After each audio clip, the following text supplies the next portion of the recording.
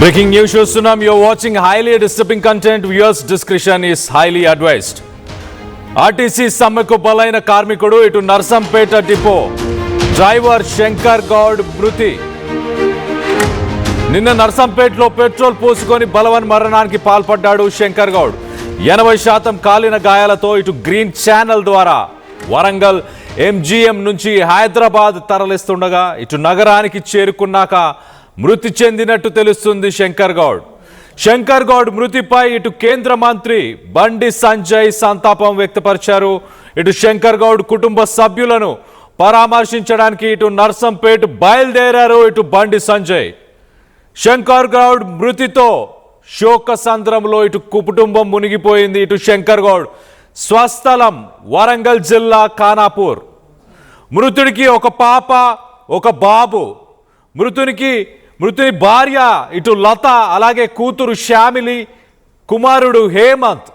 ఉద్యోగంలో చేరి 28 సంవత్సరాలు గడుస్తున్నా కూడా నర్సంపేట మండలంలోని మూతోజిపేటలో శంకర్ గౌడ్ అంత్యక్రియలు జరగబోతున్నాయి. 28 సంవత్సరాలు గడిచినా కూడా సొంతిల్లు లేకపోవడం గమనార్హం.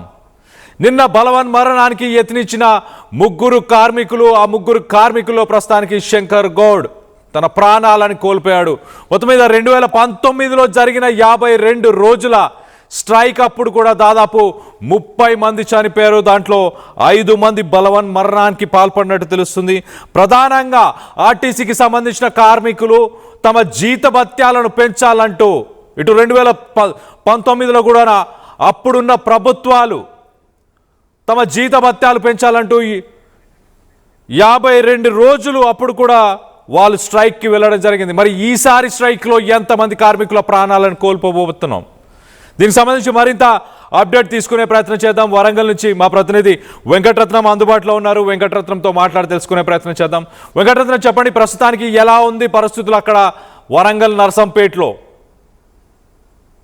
శంకర్ గౌడ్ బలవన్ మరణానికి పాల్పడిన తర్వాత అసలు ప్రాణాలతో కొన ప్రాణంతో బతుకుతాడన్నటువంటి ఒక ఆశ మాత్రం కార్మిక వర్గాల్లో అలాగే కుటుంబ సభ్యుల్లో కలిగింది.